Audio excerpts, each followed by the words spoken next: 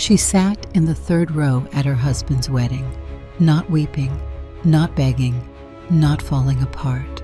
She sat with perfect posture, in a sapphire blue suit, and she watched the man she had given 20 years of her life to exchange vows with another woman. And she smiled, because she knew something nobody else in that room knew. She knew that the company whose logo was printed on the catering invoice, the floral contract, and the venue lease, the empire her husband had spent 2 decades building and calling his own, belonged to her. Every share, every asset, every floor of the building they were standing in, 51.8%. Acquired quietly, patiently, invisibly, one careful step at a time over 20 years, while he was busy looking at the headlines and forgetting to read the fine print. And in exactly 1 hour, she was going to walk to that microphone and let him find out. In front of everyone who had ever mattered to him. This is the story of Serafina Calloway, the woman who was handed the role of background character and spent 2 decades quietly rewriting the entire script. Stay with us. Because what happens next will change how you think about patience, power, and the kind of strength that never announces itself until the moment it absolutely has to. The lesson this story carries. Real power is not built in loud moments. It is built in quiet ones, in the decisions you make when nobody is watching, in the foundation you lay before you ever need it.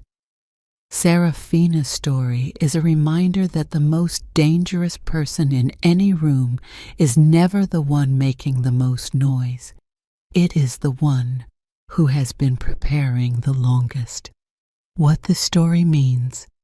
This is a story about self-respect, about what happens when a woman who has been silent for too long finally decides that her silence has served its purpose. It is about patience as a form of power, about legacy as a form of protection, and about the extraordinary things that become possible when you stop waiting for someone else to recognize your worth and simply act on it yourself. Every woman who has ever been underestimated, overlooked, or made to feel like a supporting character in her own life will find something true in Serafina's story. Closing call to action. If this story resonated with you, if it stirred something you needed to feel today, please hit that like button right now. It takes 1 second, and it means the world to us. Share this with a woman in your life who deserves to hear it. Leave a comment below and tell us, was Serafina right to wait as long as she did? We read every single response, and if you want more stories of women who rewrote their own endings, subscribe to this channel and turn on the notification bell so you never miss what we bring you next. We will see you in the next story. What would you do if the man you gave 20 years of your life to, your best years, your silent sacrifices, your unconditional and patient love, stood at an altar with another woman and called it a new beginning? Most women would cry. Most women would beg. Most women would fall apart in some parking lot and spend the next 3 years trying to understand where everything went wrong. Serafina Calloway did none of those things. She put on a sapphire blue suit. She accepted a wedding invitation. She walked into that reception with the posture of a woman who owned every square foot of the room she was standing in, because she did. She owned the room. She owned the building. She owned the company whose name was printed on the catering contract, the floral invoice, and the venue lease. She owned 51.8% of her husband's empire, and she had owned it, quietly and invisibly, for the better part of 2 decades. Tonight, in front of every board member, every investor, every society journalist, and every person who had ever looked through her like she was furniture, she was going to let them know. This is not a fairy tale. This is not a fantasy. This is the story of a woman who was handed the role of background character in someone else's story and spent 20 years quietly rewriting the entire script. This is the story of Serafina Calloway, and it begins, as all great betrayals do, at a party she planned herself. Before we begin, hold on to this thought. It will matter before this story is over. Never let your financial security live entirely inside someone else's name. Remember that. The penthouse on Lakeshore Drive had 34 floors of Chicago beneath it, and a view that made grown men go quiet when they stepped off the elevator for the first time. Floor-to-ceiling windows, Lake Michigan, stretching to the horizon like hammered silver in the late afternoon light. The skyline arranged behind it like a monument to ambition, glass and steel, and the particular kind of power that announces itself without saying a word. Serafina Calloway had lived here for 18 years. She knew every shift of that light, every mood of that lake. She had watched it turn pewter before storms and catch fire at sunset and go absolutely still on January mornings when the cold pressed down so hard the surface looked like poured concrete. She had stopped seeing it as beautiful a long time ago. It had become, like so many things in this life, simply the backdrop.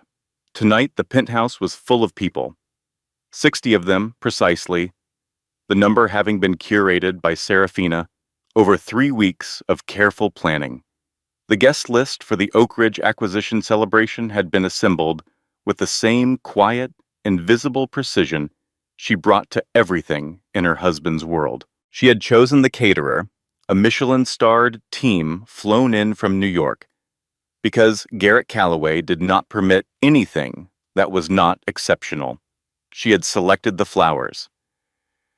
Architectural white garden roses, modern and spare, because Garrett's aesthetic ran cold, and she had learned long ago to decorate for his tastes rather than her own. She had arranged the seating with the strategic intelligence of a general, placing the right investors beside the right board members, ensuring that the conversations Garrett needed to happen would happen organically, as if by pure social accident. She had done all of this, and she had done it without a single acknowledgement from the man it was designed to serve. Garrett Calloway was holding court near the bar. He was a man who commanded space, broad-shouldered, immaculately dressed in a navy suit made by a London tailor, silver threading at the cuffs. He was 52 years old and wore success the way some men wear a crown, not as a weight, but as a birthright. His laugh was the loudest thing in the room, a rolling baritone boom that had always made heads turn. She had loved that laugh once, for once. Before she understood what it cost, Serafina stood near the window with a glass of Chablis that had gone warm in her hand. She was 48 years old, and she was, by any honest measure, a striking woman. High cheekbones, dark, watchful eyes. The kind of bone structure that cameras noticed and rooms forgot about because she had spent 20 years perfecting the art of being present without being seen. She watched her husband. She watched the woman beside him. Vivian Cross was 34 years old, and she was the kind of beautiful that came with an edge, angular and modern, with a sleek blonde bob and pale calculating eyes. She was Calloway Global's head of brand strategy, which was a title that meant she understood exactly how to make something look like one thing when it was entirely another. She was, Serafina had known for nearly 2 years, sleeping with Serafina's husband. It had not announced itself dramatically. It rarely did. It had arrived in the language of small things. A shift in Garrett's cologne, a new deliberateness about his phone screen, the particular quality of his absences, business trips to cities where Callaway Global had no offices, dinner meetings that ran until midnight, the slow geological erosion of his attention, the way a river changes course until one day you look up and realize the water is somewhere entirely different. Serafina had seen the hotel receipts. She had made the calculations. She had sat in this penthouse on a Tuesday afternoon 6 months ago and watched Vivienne touch her husband's lapel on a street corner 40 floors below with a gesture so proprietary and so casual that it confirmed everything she had already known and been holding. Very carefully, very quietly, in both hands. She had said nothing. She had done nothing visible. She had made a phone call. But that was not tonight's story. From across the room, her best friend, Rebecca Hartley, appeared at her elbow with the directness that bypassed small talk entirely. Rebecca was Serafina's oldest friend. They had met at Northwestern 26 years ago, bonded over a shared contempt for a pompous economics professor, and had been inseparable in the deep-rooted way of friendships built on something more solid than proximity. Rebecca was a family law attorney with warm eyes, an explosive laugh, and an absolute intolerance for nonsense dressed up as sophistication. She pressed a fresh glass of wine into Serafina's hand. "He hasn't looked at you once tonight," Rebecca said, her voice pitched just under the ambient noise of the party. "He's focused," Serafina said, her smile unwavering. "She refilled his drink 20 minutes ago, and he touched her wrist when he took the glass." Serafina looked out at the lake. "I know," she said. Rebecca was quiet for a moment. Then, "How long have you known?" "Long enough." "Sorry?" "I'm handling it," Serafina said. She turned and gave Rebecca the warm, real smile she reserved for people who actually knew her. "Trust me." Rebecca studied her for a long moment, the look of someone who suspected she was only seeing half the picture. Then she exhaled. "Fine," she said. "But for what it's worth, this salmon is extraordinary, and you deserve full credit." Serafina laughed. A real one. Across the room, Garrett's boom rolled across the marble. Vivienne leaned into it, her shoulder brushing his arm, her smile angled up at him, like a compass finding north. Serafina watched. She catalogued. She smiled at a passing board member's wife and said something gracious about the roses. The party moved around her like water around a stone, and somewhere across the city, in a suite at the Peninsula Hotel, a set of documents was waiting for their moment. It was not a dramatic discovery. Nobody told you that about the end of a marriage. That it rarely arrived as a scene. No confrontation in a restaurant, no tearful confession, no Hollywood moment with rain and slamming doors. It arrived in ordinary life, tucked inside a Tuesday afternoon, wearing the most unremarkable disguise it could find. For Serafina, it arrived in the breast pocket of a charcoal blazer. She was dropping a collection of Garrett's suits at Henderson's, the dry cleaner on Michigan Avenue they had used for 15 years. Standing at the counter, she did what she always did. Checked the pockets automatically before handing the clothes over. Her fingers found a folded piece of paper in the breast pocket of the charcoal blazer. A hotel receipt. The Ritz-Carlton in Washington, D.C., 2 nights, 1 room, billed to G. Callaway. She knew Garrett's schedule completely. She built it, maintained it, confirmed his reservations. Callaway Global had no offices in Washington. No meetings had been arranged there. She had not booked this hotel. She stood at the counter for a moment that expanded in every direction at once. Mrs. Henderson was saying something pleasant about the weather turning. Outside, a cab honked. Somewhere behind her, a woman laughed. Serafina folded the receipt, put it in her own coat pocket, smiled at the woman behind the counter. "Just the 4 suits today," she said. "Thank you, Patricia." She walked to her car. She sat in the driver's seat. She did not start the engine for 41 minutes. Here's the thing she understood, sitting in that parking lot. The receipt was not information. It was confirmation. It was the period at the end of a sentence she had been reading for 2 years and refusing to finish. She had known. In the way that you can know something in your body long before your mind will permit you to name it, she had known for a very long time. 20 years. Not 20 years of unhappiness. That would have been easier to explain, easier to leave. 20 years of a particular complicated love that had slowly been rerouted, the way rivers get rerouted, through years of small decisions and smaller surrenders, until one day you look up and the water is somewhere else, and you are standing in the dry bed of it, wondering when exactly you stopped being the destination. She picked up her phone, called Rebecca. It rang twice. "I think I already know," Serafina said, before Rebecca could speak. A pause. Then quietly, "How long?" "Part of me has known for 2 years. I was waiting for proof because proof meant having to do something. Sorry, I'm okay," she said. "I'm not okay, but I will be. I just needed to tell someone." She drove home. She smiled at the doorman. She rode the elevator to the 34th floor and walked into the penthouse and made herself a cup of tea with the same precise, automatic movements she used for everything.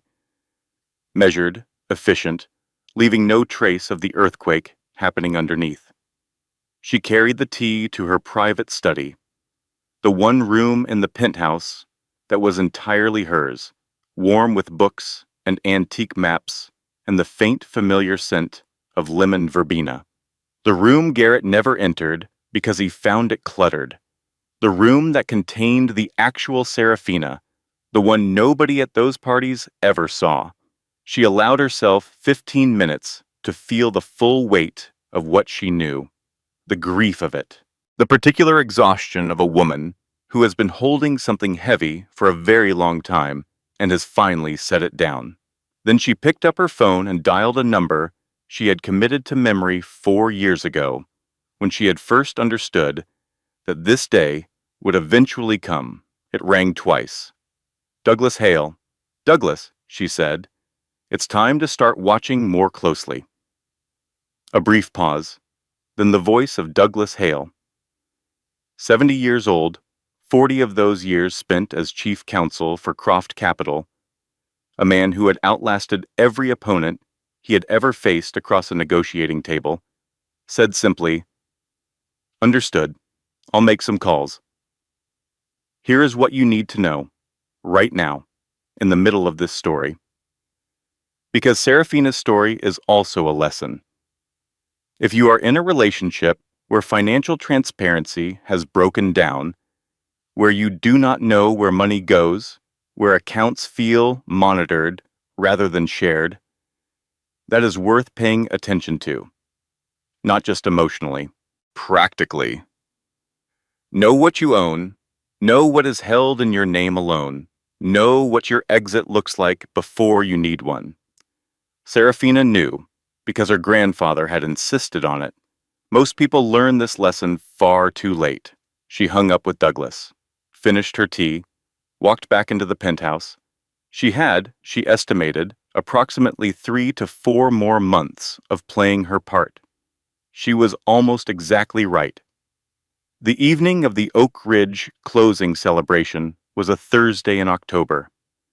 By 11 at night, the guests were gone. The catering team moved through the penthouse with their efficient, practiced invisibility, wrapping flowers, boxing glasses, erasing the evidence of a party with professional thoroughness. The 34th floor was almost quiet. Only 3 people remained. Garrett stood by the window with his jacket off and his tie loosened, a whiskey in his hand, the flush of victory and champagne on his face. He was at the summit of something, the particular charged energy of a man who has just closed the biggest deal of his career and is already looking for the next horizon. Vivian sat on the edge of the white sofa, composed and watchful, her champagne untouched on the coffee table. She was positioned like someone who had been briefed, like someone who knew exactly what was coming next. Serafina stood near the kitchen doorway with her own glass, her expression pleasant and still. She had known this conversation was coming for 3 weeks. She had prepared for it exactly as she prepared for everything, quietly, thoroughly, and in ways that would not be visible until the right moment. "Remarkable evening," Garrett said, turning from the window. "Oak Ridge is ours. I feel extraordinary." "You should," Serafina said. It was a significant achievement. He set down his whiskey. He looked at her, a long, assessing look that she recognized as the look he used before difficult conversations, the look of someone who had already decided and was only now announcing. Then he looked at Vivian, and something moved between them. "Serafina," he said, "we need to talk." She waited. "This hasn't been working for a long time." He moved to the center of the room. "We've been living separate lives. I think you know that. I think we've both known it." Vivian stood from the sofa. She positioned herself slightly behind him, not inserting herself, but present, waiting. "I'm in love with Vivian," Garrett said. The words were delivered with the blunt directness of a man presenting a quarterly report. "I want to build a life with her. What we have, I can't keep pretending." He reached into his jacket. He produced a folder. "My attorneys have prepared the initial terms. I want to be fair. The penthouse. A lump sum of $15 million. Monthly support of $40,000. It's generous, Serafina, and I think you had this printed before tonight's party." Her voice was very quiet, completely still. Garrett paused. "You celebrated with our guests," she said, her eyes on the folder. "You laughed and shook hands and toasted your success with champagne I ordered from a supplier I spent 2 weeks vetting." She looked up at him. "And this was already in your jacket when the first guest arrived." He said nothing. He didn't need to. Serafina looked at the folder for one long moment. Then she took it from his hand, crossed to the coffee table, and set it down with a small, precise click. Not thrown, not crumpled. Set down like something she had examined and found inadequate. "Thank you for your honesty," she said. She looked at Vivian, just long enough for Vivian to understand that she had been seen, not as a rival, not as a threat, but as a person whose choices had been noted and filed away. "Good night," Serafina said. She walked out of the living room. Her heels on the marble were the only sound in the apartment. She did not look back. She took the elevator to the lobby, nodded at James, the night doorman, walked to her car in the underground garage, and sat in the driver's seat with her hands in her lap. And this time, she did not stay steady. In the dark of the garage, alone and completely unseen, Serafina Calloway pressed her palms flat against the steering wheel and leaned her forehead down against them and let herself feel the full, brutal 20-year weight of what had just happened. Not because of Vivian, not because of the folder, because of the party, because of the toasts and the salmon and the board members he had laughed with, and the 3-week seeding chart, and the invisible labor of 20 years of standing exactly where he needed her to stand, and the folder had already been in his pocket before the first guest walked through the door. She stayed in the garage for 22 minutes. Then she straightened, started the car, drove to the Peninsula Hotel, checked into the suite she had reserved 4 days earlier, quietly, under her maiden name, Croft, poured a glass of water, called Douglas. "It's done?" she said. I know, Douglas said.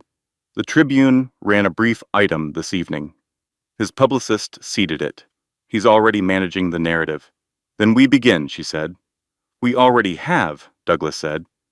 Sleep, Serafina. The real work starts tomorrow. She hung up, looked out at the lake from a different angle than she had looked at it for 18 years. It did not look like a cage from here. It looked like a city waiting for someone new to arrive. Douglas Hale's office was in a brownstone on East Delaware Place, a quiet, old-money address that looked nothing like the center of anything significant and was, in fact, one of the most consequential places in Serafina's life. She had been coming here since she was 19 years old.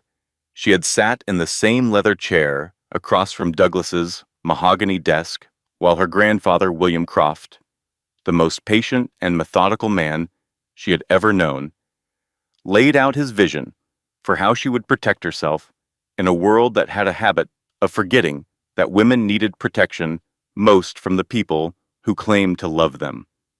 William Croft had built Croft Capital over 40 years, quietly, without press releases, one careful decision at a time. He had taught Serafina that the loudest power in any room was never the most dangerous. He had died when she was 31, leaving behind a will and a trust structure, and a set of instructions so precise and so far-sighted that Douglas had described them privately as a masterwork. The morning after the penthouse confrontation, Serafina sat in that leather chair and listened. The final block of shares was acquired last Thursday, Douglas said, his voice carrying its characteristic dry calm. The Serafina Croft Trust now holds a controlling interest of 51.8% in Callaway Global Logistics. He folded his hands on the desk. He works for you, Douglas said. He simply doesn't know it yet. For 20 years, following her grandfather's instructions and managed by Douglas, Serafina had been systematically and silently acquiring shares in her own husband's company. It had begun as a safety net. William Croft had insisted on it before the wedding. Never let your security rest in a man's hands, my darling. Let it rest in a diversified portfolio and a controlling interest. He had said it in this same office with the same gentle certainty he brought to everything. In the early years of the marriage, when Garrett was building Callaway Global and the relationship still held something real, the trust's acquisitions had been modest and defensive, the financial equivalent of a good seatbelt. She had not been plotting. She had been prudent. But as the years passed and Garrett's ambition curdled into arrogance and his need for conquest spread from the boardroom outward, she had watched him leverage the company to its limits, dismiss cautious voices, fly higher and higher on wings he had built from other people's faith. He had never once looked at the shareholder registry. He was too busy reading his own press coverage. He's going to call it fraud, Serafina said. When he finds out. He'll try, Douglas said, a small, dry smile. The trust was established 14 months before your marriage. Every acquisition was executed through legally separate, independently managed entities. You were always a passive beneficiary, not a directing party. The trust became active only upon the triggering event specified in the original mandate. Marital abandonment, she said, which he triggered himself, Douglas confirmed.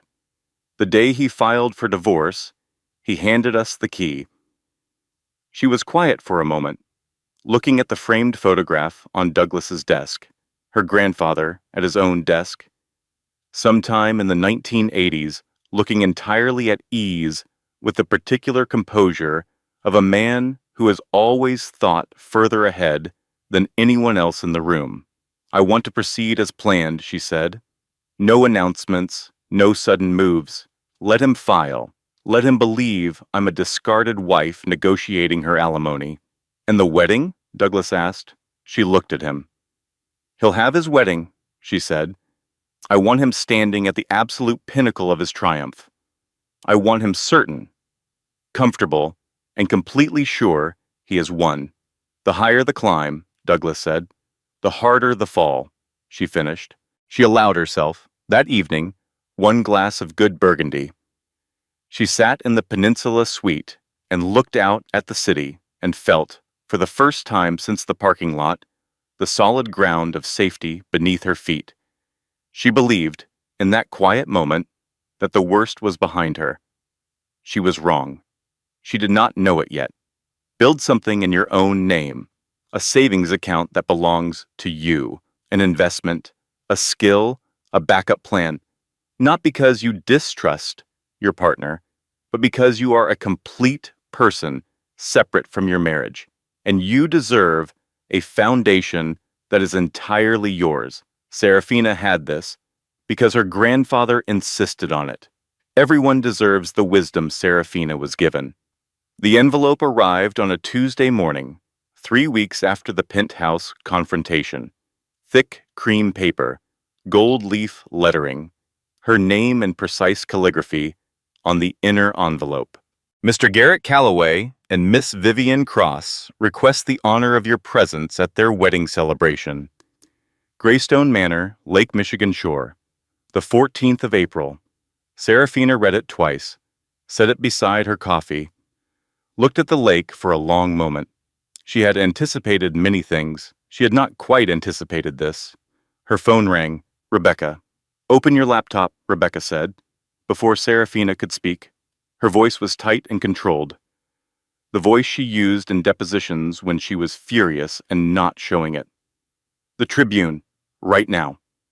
Serafina reached for her laptop. The headline was in the society section. Calloway divorce. A model of modern maturity. Sources close to the CEO confirm that former wife, Serafina Calloway, has been invited to the upcoming nuptials. Garrett Calloway wanted to show that this transition has been handled with grace and mutual respect, says an insider. Her photo was beside it, an old charity gala photograph. She looked elegant, poised, gracious. The caption read, "The ex-wife." "He engineered it," Rebecca said. "This isn't a kind gesture, sorry. It's a trap. If you go, you're the gracious, broken ex-wife publicly blessing his new marriage.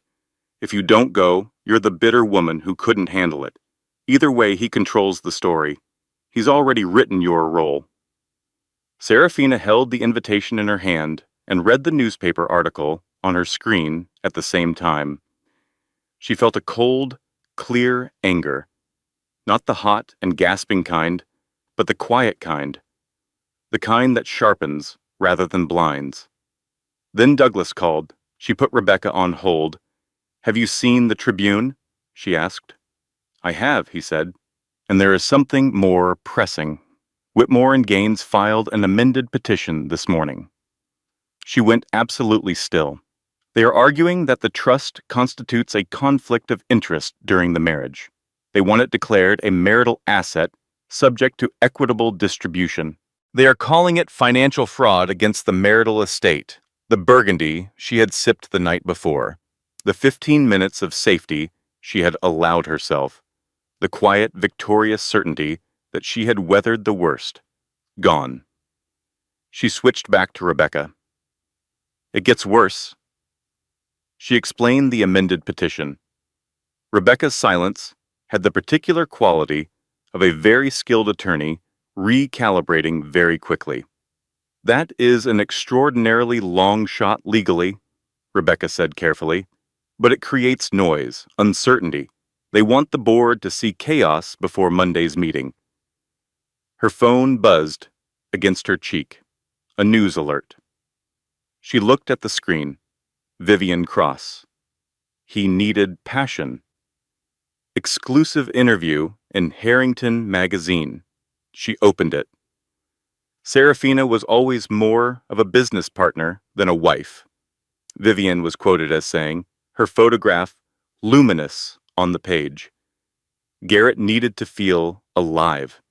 He needed someone who matched his energy, his ambition. I think on some level, everyone who knew them understood that. The article had already been shared more than 4,000 times. 3 hits in less than 1 hour. The Tribune story. The legal petition. The magazine interview. She had been prepared for a chess game. She had not been prepared for 3 boards catching fire simultaneously. Her hotel suite door opened. She had given her mother Martha a spare key 2 weeks earlier against her better judgment. Martha Calloway was 69 years old, 5 feet 4 inches tall, and constitutionally incapable of approaching a crisis without baked goods. She walked in carrying a paper bag from the bakery on Walton Street and took one look at her daughter's face. She put the bag on the table. She sat on the sofa. She said nothing. Then Serafina looked at her mother, and the precise, controlled stillness that had held for weeks finally cracked. "Mom," she said. One word. Her voice broke on it. Martha opened her arms, and Serafina, for the first time since the parking lot at the dry cleaner, stopped being in control of anything. She crossed the room and sat beside her mother and cried the way very strong people cry, silently, with her whole body, while Martha held her and said nothing except, "I know, baby, I know." They sat like that for a long time. Eventually, Martha reached into the paper bag and handed her daughter a croissant. "Eat," she said firmly. "Grief burns calories, and you need your strength." Serafina laughed, wet-eyed and exhausted and fractured, but real. Martha patted her knee. "You know what your grandfather used to say? Tell me." "The spider doesn't announce the web." Serafina wiped her eyes, took a long, slow breath, looked at her mother. "No," she said quietly, "it doesn't." She picked up her phone and called Douglas back. "Round 2, she said. The offices of Whitlock and Finch occupied 3 floors of a limestone building on LaSalle Street. They were not showy offices. Dark paneling, deep carpet, framed precedents on the walls, the quiet, settled confidence of a firm that had never needed to impress anyone because their results had always spoken loudly enough. They were specialists in corporate governance and shareholder rights. They operated in 17 countries. They did not lose. Serafina sat at the center of their main conference table with Douglas on her left and a team of 4 attorneys and 2 financial analysts arranged around her. Outside the windows, the Chicago River caught the November light and broke it into pieces. "Walk me through the fraud allegation," she said. "All of it." The lead attorney was a woman named Caroline Marsh. Compact, precise, the kind of professional who had encountered every conceivable variety of financial manipulation and found them all mildly tedious. She laid it out. The trust predated the marriage by 14 months. Every acquisition had been executed through legally independent entities. Serafina had never directed a single trade. Under the original trust mandate, she had been a passive beneficiary with no controlling authority until the triggering event. The triggering event being the divorce filing, Caroline said, which Mr. Calloway initiated. He pulled his own trap. The fraud claim dissolves under basic examination. "So their attorneys know it's a delay tactic," Serafina said, "without question. They want to create noise in the market before Monday. They want the board to see instability and hesitate. If the board hesitates, the vote is less clean. If the vote is less clean, the transition takes longer, and anything can happen in the gap. Then we remove the uncertainty completely," Serafina said. She looked around the table. "What does the board need?" Douglas answered. "They need a leader, not an angry ex-wife, not a hostile takeover, a leader with a plan, with institutional backing, and with a vision for the company that is better than what they have watched Garrett provide." Serafina nodded. She had been building that vision for 18 months. Over the next 2 hours, she laid out her first 100 days. A full audit of the Oak Ridge acquisition, which had been closed at leverage ratios so aggressive, that 3 board members had privately flagged their concerns and had been overruled.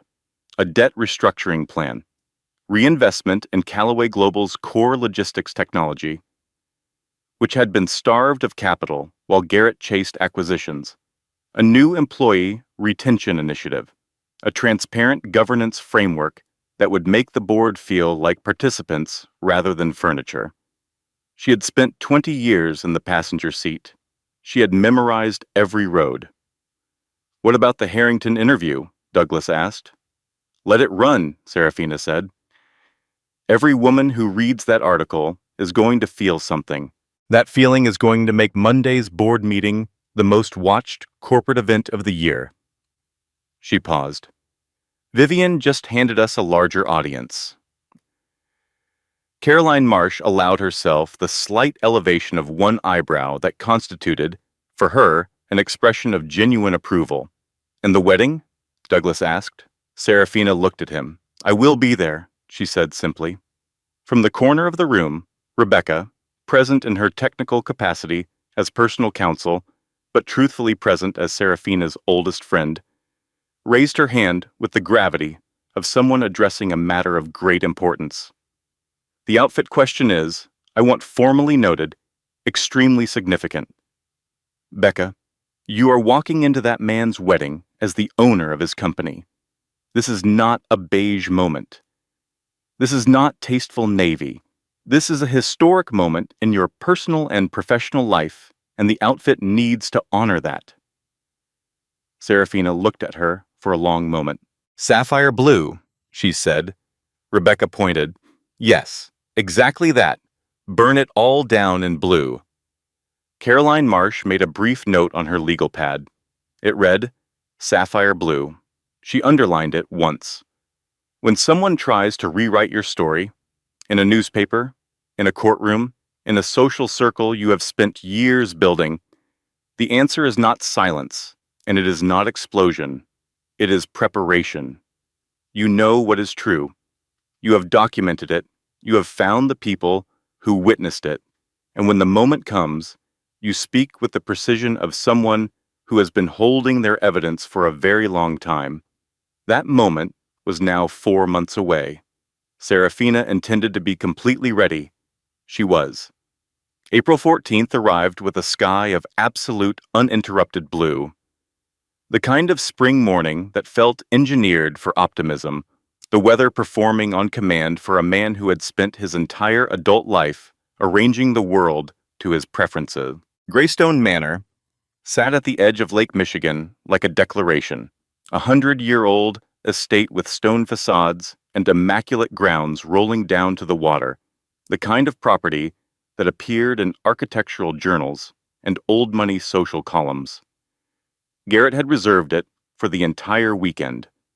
The security deposit alone had been the size of a substantial mortgage, and he had paid it without blinking. 300 guests arrived through the long gravel drive, white-gloved valets, thousands of white peonies scenting the air from 20 feet away, a string quartet under the portico, vintage champagne at every turn. It was, by every external measure, a perfect event. Vivian Cross was extraordinary in her gown, custom ivory silk with a cathedral train that moved behind her like a statement. She had spent 6 months planning this day, and it showed in every detail. She stood at the altar with the incandescent certainty of a woman who believed she had gotten exactly what she worked for. Garrett at the altar was everything he always was in public, commanding, magnetic, the center of gravity in every room he entered. He had not truly believed Serafina would come. He had sent the invitation as a narrative move, a final brushstroke in the portrait of the amicable modern divorce. If she came, she authenticated the story. If she didn't, she confirmed her irrelevance. He had not considered a third possibility. The ceremony was flawless. Vows exchanged beneath an arch of white flowers with the lake as a backdrop, the kind of image that belonged on a magazine cover. When Garrett said "I do," the room responded with the warm, collective exhale of 300 people watching something beautiful.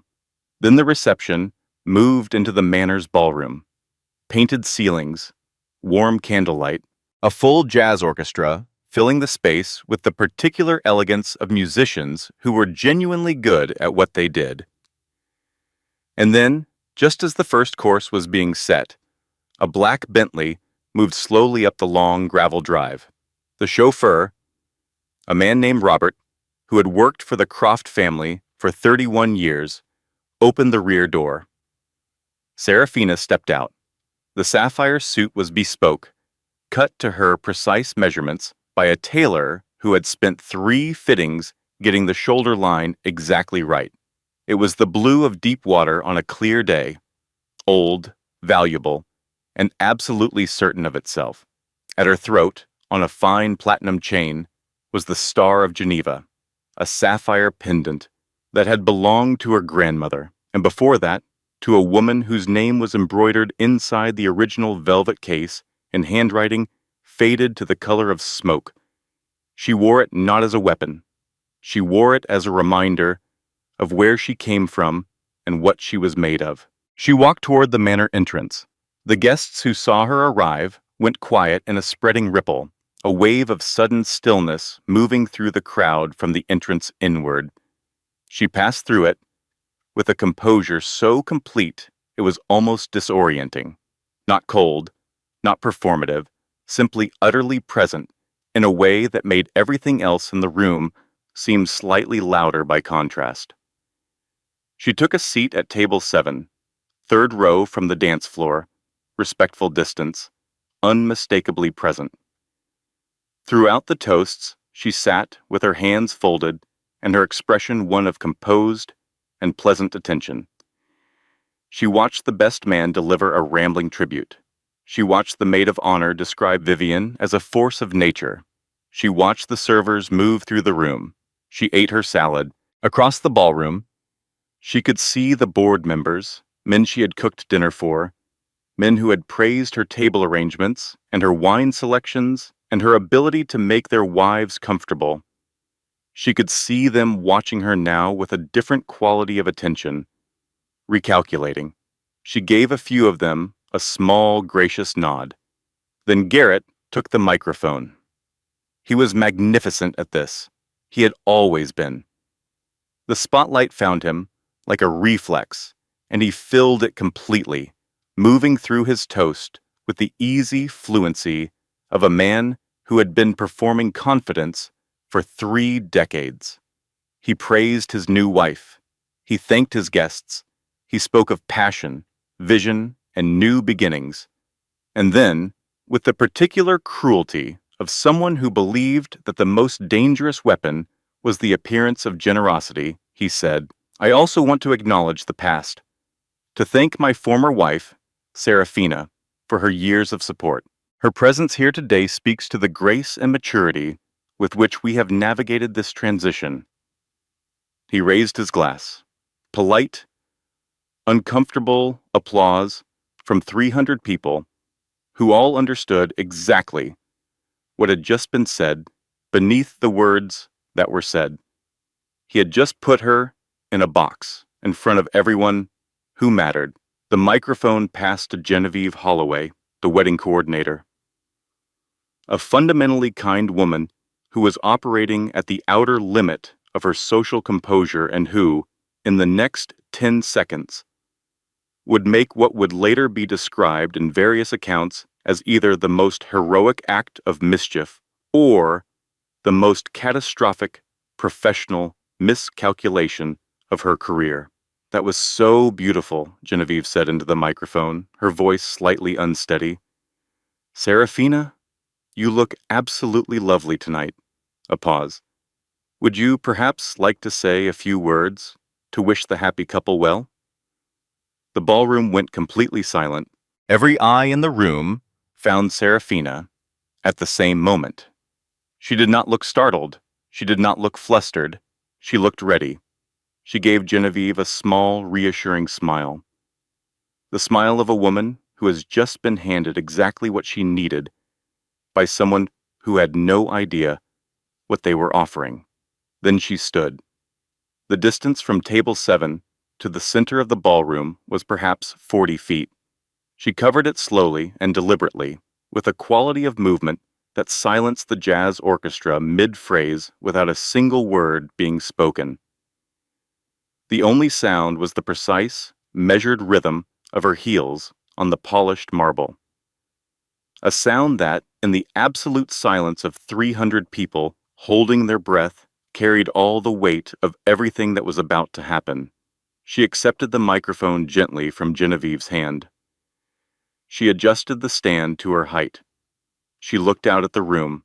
300 faces, board members, investors, society figures. 3 reporters from financial journals who had been invited to document a glorious union and were currently experiencing the professional equivalent of winning a lottery.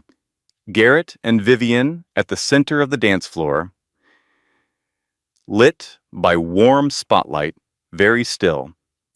Serafina smiled. It was a warm smile, a real one. That was what made it so completely devastating. "Thank you, Genevieve," she said. Her voice was clear, unhurried, filling the room without effort. "And thank you, Garrett, for your kind words." Support, grace, new beginnings. These are beautiful phrases. The room exhaled.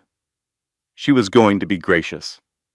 She was going to wish them well, and everyone could go back to their champagne, and this excruciating moment would be over. "I spent 20 years being gracious," she continued, her tone shifting almost imperceptibly. Still warm, but with something beneath it now. Something with precise edges. Being the quiet one. The one in the background who made sure every room Garrett walked into was already arranged to his advantage. The dinners, the relationships, the board introductions that happened over desserts I planned, in rooms I decorated, at tables I set. A pause. I was extraordinary at it. Not a sound in the room. What Garrett never thought to ask, and I say this without malice, simply as an observation about the particular blindness that can develop over 20 years of looking through someone, was what I was doing with the other part of my attention. Her gaze shifted. At table 9, Lord Ashworth, a distinguished British institutional investor who had arrived quietly that morning and had been sitting in unassuming patience through the entire event, gave her the smallest possible nod. She turned back to the room. "My grandfather, William Croft, some of you will remember him as the founder of Croft Capital, gave me advice on the week of my wedding. He told me, never let your future rest entirely in someone else's hands. He established a trust for me, a private trust, with a very specific long-term mandate." Garrett's face had changed. The color was leaving it in real time. "For 20 years, Serafina said, the Serafina Croft Trust, under the management of Douglas Hale of Hale and Associates, has been quietly, patiently, and entirely legally acquiring shares in Callaway Global Logistics. Through independent investment vehicles, through funds, through institutional partners who understood the value of patience." She paused, just long enough. Garrett was so focused on the horizon that he never looked at the shareholder registry. He never asked who owned the conservatively named investment funds that were so consistently eager to believe in his vision. Vivian's hand found Garrett's arm. Her grip was white-knuckled. "He assumed," Serafina said, her voice dropping in register, becoming cooler, more precise, the voice of a boardroom rather than a ballroom, that the person standing in the background was simply standing in the background. She let 3 full seconds of silence pass. 3 seconds in a room that had stopped breathing is a very long time. As of last Thursday, the Serafina Croft Trust is the majority shareholder of Callaway Global Logistics, with a controlling interest of 51.8%. The sound that came from 300 people losing the ability to breathe simultaneously was extraordinary. Not a scream, not applause, a collective physical shock, the sound of sophisticated people encountering something they had not imagined possible. Vivian made a sound that was not a word. Garrett's face was the color of good paper. I am therefore calling an emergency meeting of the Board of Directors for this Monday at 9 a.m. Serafina said, her voice carrying the full authority of someone who has been waiting a very long time to speak. The primary agenda item will be a vote on executive leadership. My attorneys at Whitlock and Finch are available to answer any procedural questions. She looked at Garrett, just for one moment. The look of a woman who has finally said the thing she's been holding for 20 years and found that it was even more complete than she imagined. Congratulations to the happy couple, she said. The salmon is excellent. I chose the supplier myself. She placed the microphone back on its stand. She turned. She walked toward the ballroom doors.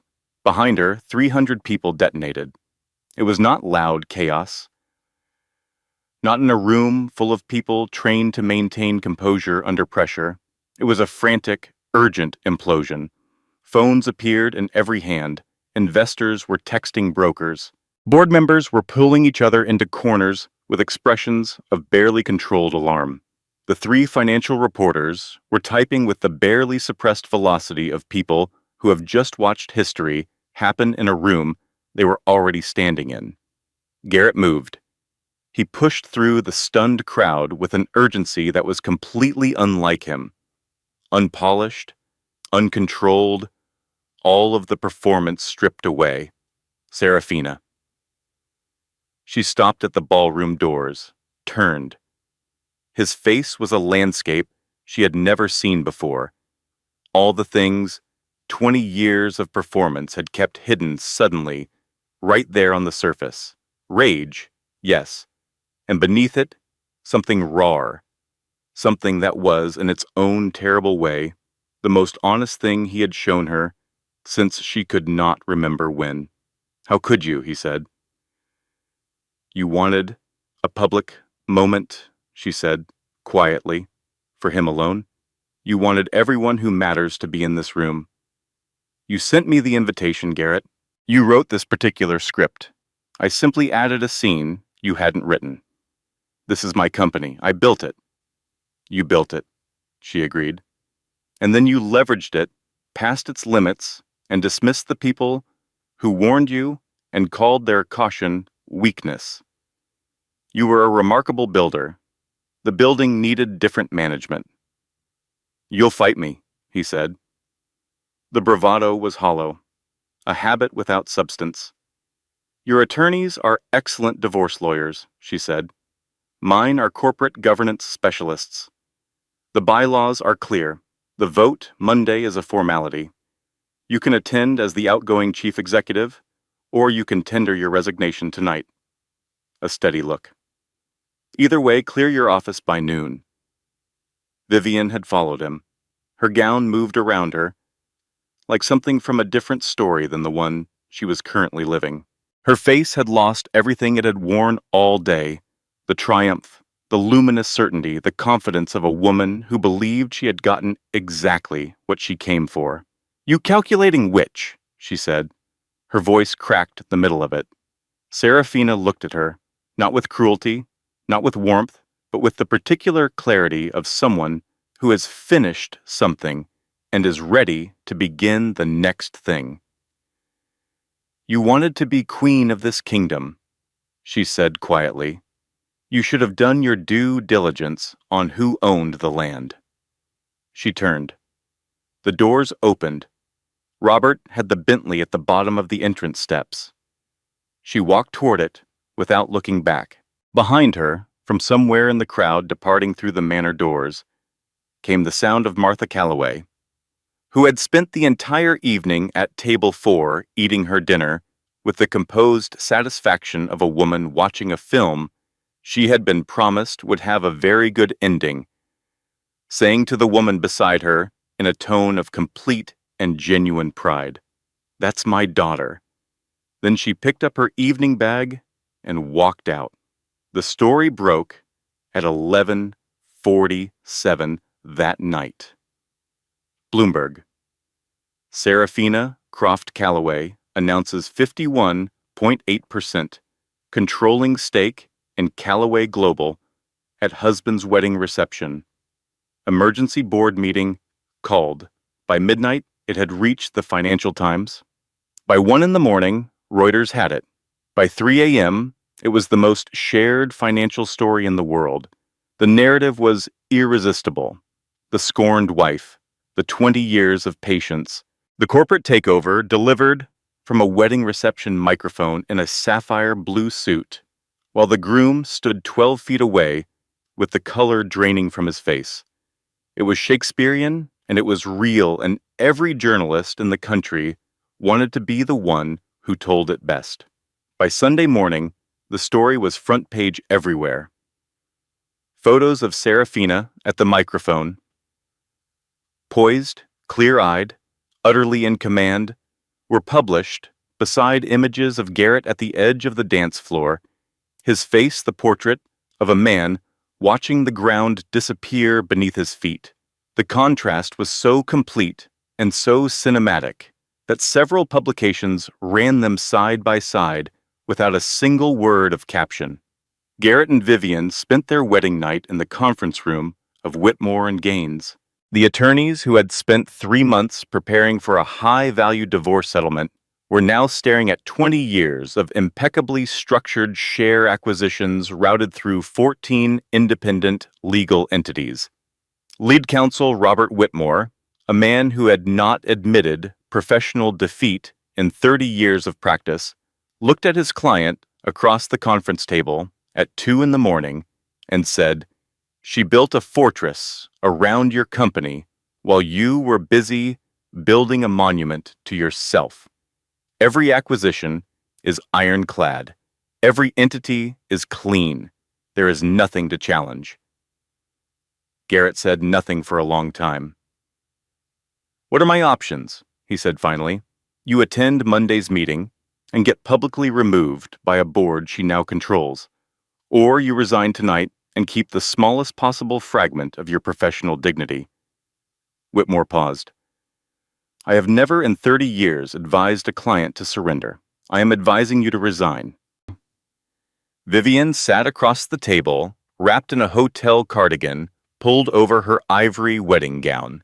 The name she had coveted, the power she had wanted, the position she had worked toward with such focused patience. All of it was still technically present. She was Mrs. Calloway, on paper, legally. But the company was Serafina's. The board was Serafina's. The story that would appear in every newspaper in the country tomorrow morning was Serafina's. She was married to the most famous corporate casualty in modern American business history. Across the city, Serafina was celebrating. She was at Whitlock and Finch. The team was assembled around the conference table. Douglas, who had flown in from his winter home in Florida, Rebecca, in her serious sweater, Caroline Marsh with her legal pads, and 2 financial analysts. Outside the windows, the Chicago River was dark and still. Press release. Trading suspension request. Audit announcement outline. Investor outreach sequencing. Board member calls at first light. The message going out in layers, precisely timed. "The stock opens down Monday morning," said her analyst. "A careful young man named William Grant. The market hates uncertainty." "Then we give them certainty," Serafina said. She was calm in the way that comes after a very long period of preparation, not distant, but settled. The release goes out at 9:01 Monday morning. Interim CEO appointment effective immediately. Audit announced. Restructuring plan outlined. We are not the chaos. We are the answer to the chaos. She worked until 4 in the morning. Then she sent everyone home.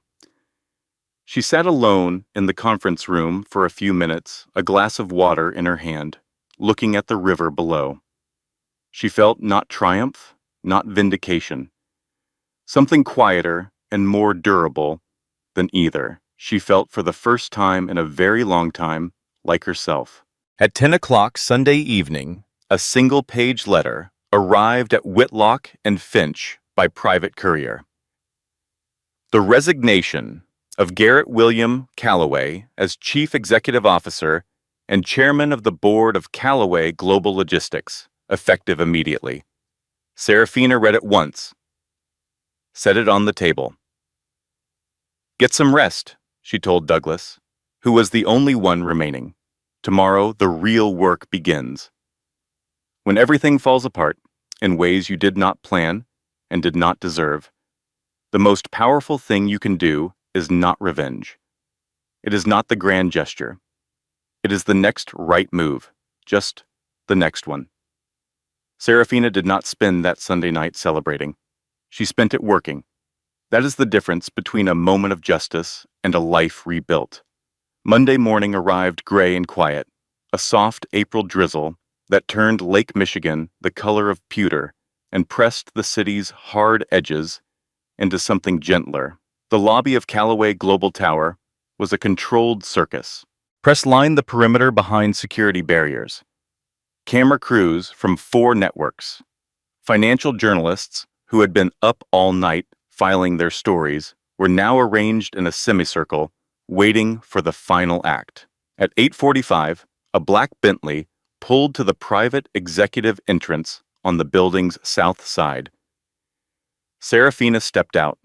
Charcoal gray dress, clean, precise lines, her grandmother's watch on her wrist. Simple, classic, without a single unnecessary flourish. Her hair in its signature sweep. No sapphire today, no Star of Geneva. She had needed the armor on Saturday, when she was walking into someone else's event. Today she was walking into her own building.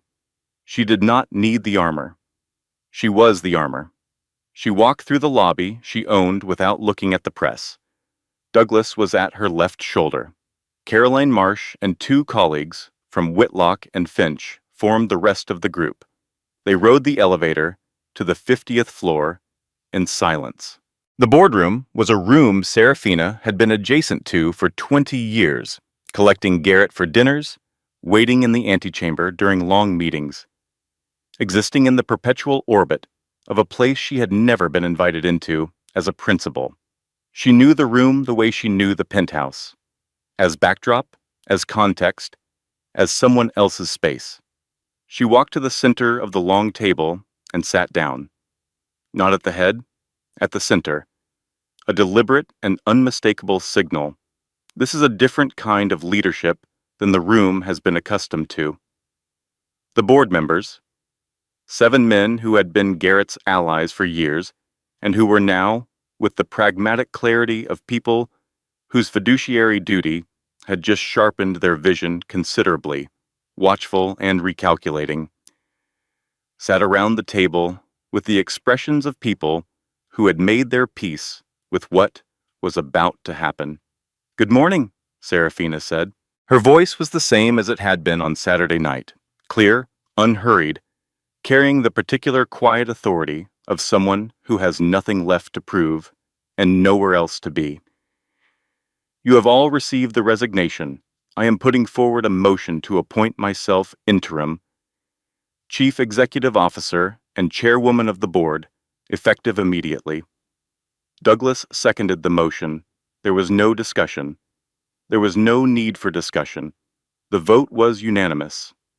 She spent the next 90 minutes not celebrating, but governing. She laid out the audit in specific detail. The Oak Ridge acquisition, the leverage ratios, the 3 board members who had flagged concerns and been dismissed, whose caution she named and validated in front of the full board. She could see those 3 men sit slightly differently in their chairs when she did that. She had understood it would matter to them. She presented the restructuring plan, precise, documented, already reviewed by Caroline's team and Douglas's network of institutional contacts. It was not a plan created in the aftermath of Saturday's revelation.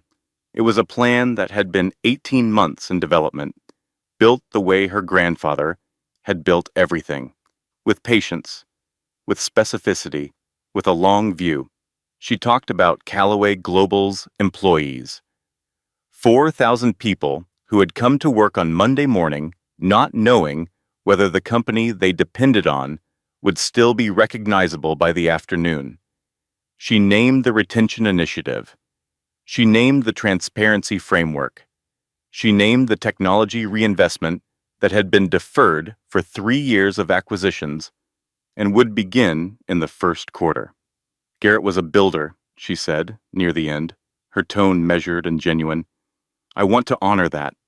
He built something real, but the building developed structural problems, and the people responsible for identifying those problems were not permitted to speak. She looked around the table. That changes today. Thomas Reed, the youngest board member, raised his hand. Garrett's severance, he said. His contract contains a standard morality clause, Serafina said without hesitation. His actions have caused demonstrable reputational harm to the company and created quantifiable risk to shareholder value. I believe those actions constitute a clear violation. He will receive his vested pension as required by law, nothing more. Some board members looked at the table. One quietly nodded. The meeting ended at 10:45. Serafina walked to the floor-to-ceiling windows and stood looking out at the city while her team gathered their materials. The drizzle had not lifted. Chicago was gray and purposeful below. The lake flat and silver, the streets moving with the ordinary serious business of a Monday morning. She had stood at a window like this for 18 years. It did not look the same. 6 weeks later, on a clear evening in late May, Serafina stood at those same windows in what had been remade into her office. Garrett's aesthetic, the chrome, the glass, the deliberate coldness of a space designed to remind visitors how much smaller they were than the person behind the desk, was gone. Warm wood, deep chairs, books on actual shelves, arranged for reading rather than appearance. A painting her mother had given her, something soft and coastal that Martha had been keeping in her guest room for 15 years, waiting for Serafina to have a wall that belonged to her. On the corner of the desk, in a simple silver frame, a photograph of William Croft at his own desk sometime in the 1980s, looking entirely at ease with the settled composure of a man who had always thought further about ahead than anyone else in the room. She stood at the windows in the late afternoon light and looked at the city. Her phone buzzed. An unknown number, a text message. You took everything from me. She looked at it for a moment. She thought about everything that sentence contained. The 20 years, the silences, the folder placed on the coffee table, the word, service delivered, in the voice of a man dismissing a contractor, the hotel receipt in the parking lot on an ordinary Tuesday afternoon. She thought about the parking garage. She thought about her mother's kitchen. She thought about her grandfather's voice and Douglas's office when she was 19 years old, laying out a vision of how to protect yourself in a world that forgot too often to do it for you. She deleted the message, set the phone face down on the desk, turned back to the window. Outside, the lake caught the last of the evening sun and scattered it across the surface in long gold lines.